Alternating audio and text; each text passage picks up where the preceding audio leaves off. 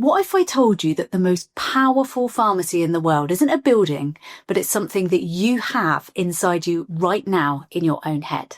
Well, for decades, the idea that your mind could heal your body was pretty much dismissed and even laughed at.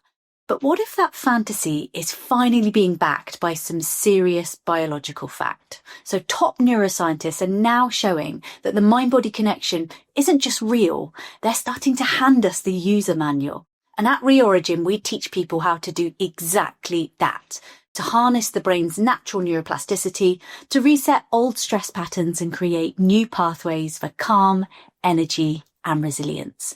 And it's incredible to see how science is finally catching up to what so many of us have intuitively known for years.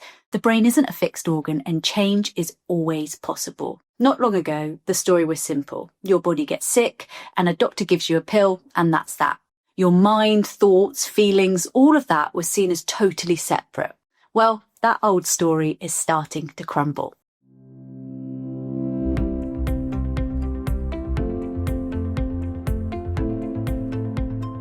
A huge wave of new research is showing that your brain and body are constantly in communication. So what you think and believe can trigger real, measurable changes in your body, from your immune system to your hormone levels. And this isn't just wishful thinking, it's neurobiology. When you start to change your thoughts, you change your brain. And when you change your brain, you can absolutely influence your body. So how does this actually work? Well, one of the clearest examples is something that you've probably heard of, the placebo effect. We tend to think of it as a trick where a sugar pill fools someone into thinking they feel better. But the science shows it's so much more than that. They don't just think they feel better. Their body genuinely starts to respond. Imagine that your brain is a director of a play and your body is the entire cast. When your brain truly believes that a treatment will work, it sends out director notes in the form of real neurochemicals like pain-relieving endorphins. The actors, your immune cells, your hormones, your organs, get these notes and actually change their performance. It's not magic. It's your brain's expectations physically altering your body's chemistry. And this goes both ways. So negative expectations, what's known as the nocebo effect, can actually make your symptoms worse. This power of mindset has been demonstrated in some pretty stunning experiments. In a landmark study by Stanford psychologist Alia Crum, researchers worked with hotel housekeepers. Initially, most of these women didn't think of their physically demanding jobs as exercise. The researchers then told half of them that their daily work was in fact a great exercise that met the surgeon's general recommendation. And the other half were told absolutely nothing. 4 weeks later, nothing about their jobs or their behaviours had changed, yet the group that simply changed their mindset showed remarkable results. They lost weight, their blood pressure dropped, and their body fat decreased. And they didn't work any harder, they just changed their belief about their work, and their bodies followed suit. Another incredible example is the nun study. Researchers analysed autobiographies written by nuns back when they were in their 20s.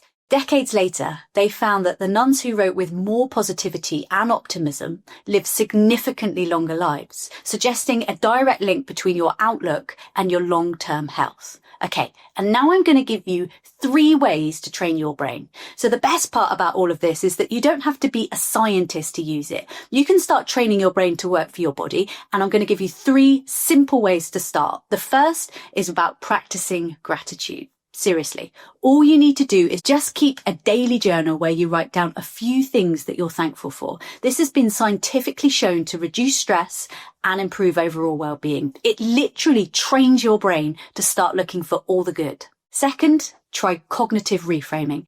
And this is about challenging your negative thoughts. So when you catch yourself thinking something like, I'm never going to get over this, you stop and you actively reframe it to, my body is healing and I'm getting stronger every day. It's not about ignoring problems. It's about shifting your internal story from one of helplessness towards one of empowerment. And thirdly, visualization. Spend just a few minutes a day vividly imagining a positive health outcome. If you have an injury, for example, just picture the tissue mending. If you feel stressed, imagine a wave of calm washing over you.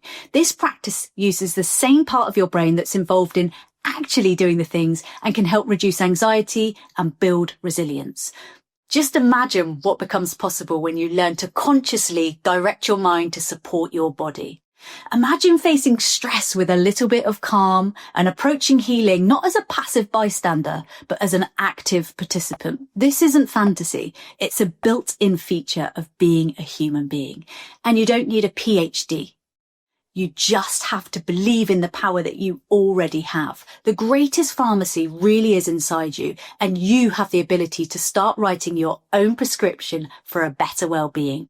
Just imagine what becomes possible when you learn to consciously direct your mind to support your body. And this is exactly what we teach at Reorigin, how to harness your brain's natural neuroplastic ability to reset all of these old patterns of stress, anxiety, depression, and create new pathways for calm, energy, and resilience. You don't have to wait for your brain to change on its own. You can learn to guide it.